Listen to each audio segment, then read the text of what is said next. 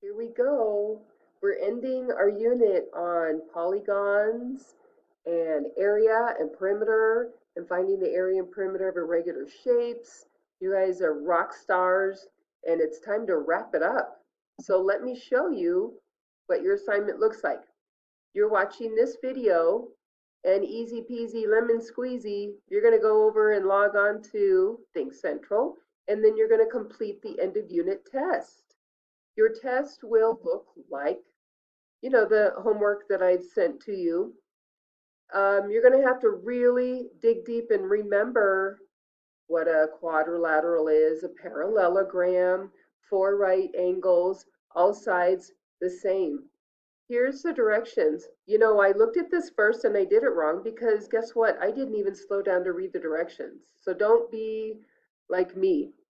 Drag and drop each shape into each box that describes it. So this box, this shape, has all sides are the same length. Yes. They're all have right angles. Yes. That's a quadrilateral and it's a parallelogram. That, that box, that square goes in four categories. So don't think that you have four shapes and you have four answers. There's multiple names for these shapes, okay? So just go through it. Don't panic. There are 14 questions.